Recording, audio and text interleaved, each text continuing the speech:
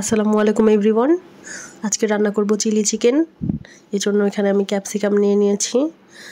এখন নিয়ে নিয়েছি চিকেন। এখানে 700 গ্রাম চিকেন আছে। এখন চিকেনটা ম্যারিনেশন করে নিব। এর জন্য আমি দিয়ে দিলাম আদা রসুনের পেস্ট। এবার দিচ্ছি গোলমরিচের গুঁড়া,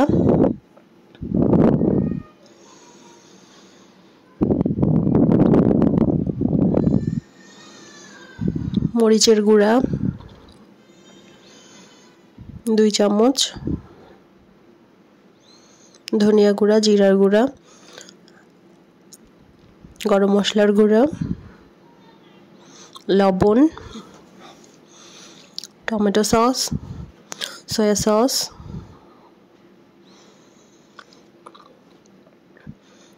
সয়াবিন তেল,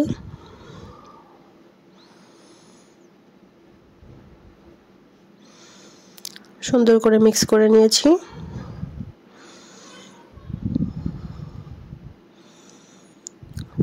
একটি ডিম দিয়ে দিলাম। এখন দিয়ে দিচ্ছি ময়দা, কর্নফ্লাওয়ার। এবার আমি 10-12টা শুকনো মরিচ নিয়ে নিয়েছি, গরম পানিতে সিদ্ধ করে নিচ্ছি। পেস্ট করে নিব এটি। চুলায় একটি কড়াই দিয়ে দিয়েছি, সয়াবিন তেল দিয়ে দিলাম।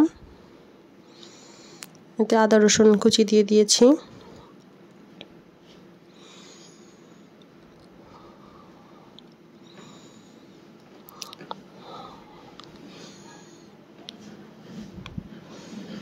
আমার চিকেনটা ম্যারিনেশন হয়ে গেছে। আমি অন্য একটি কড়াইয়ে তেল দিয়ে চিকেনটা ফ্রাই করে নিচ্ছি।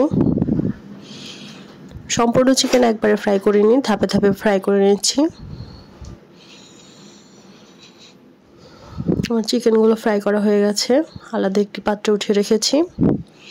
এখন ওই আদা রসুন কুচিটি ভেজে নিব, লাল করে ভাজা যাবে না। এবার যে মরিচটি পানিতে সিদ্ধ করে নিয়েছিলাম সেটি পেস্ট করে নিয়েছি, এটা দিয়ে দিলাম।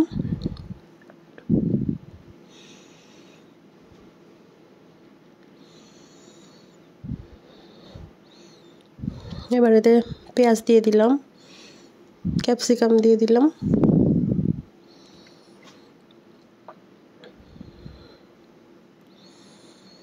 টমেটো দিয়ে দিয়েছি।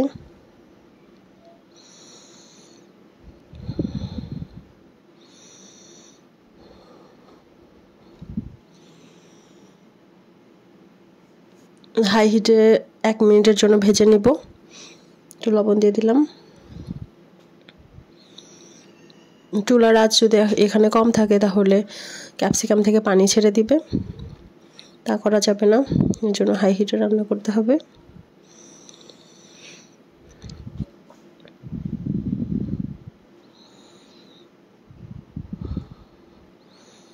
এবার দিয়ে দিলাম টমেটো সস,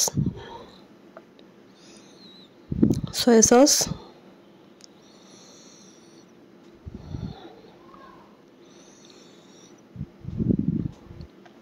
গোলমরিচের গুঁড়া,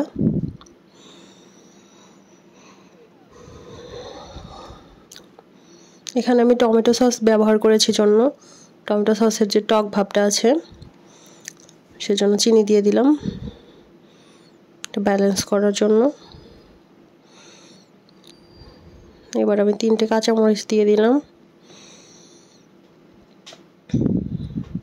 চিকেনগুলো দিয়ে দিলাম যেগুলো আমি ভেজে রেখেছিলাম, সুন্দর করে মিশিয়ে নিলাম।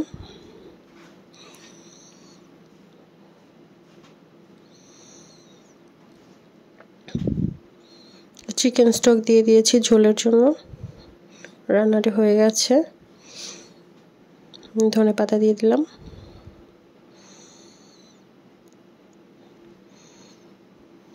আমার রান্নাটি হয়ে গেছে। Thanks for watching.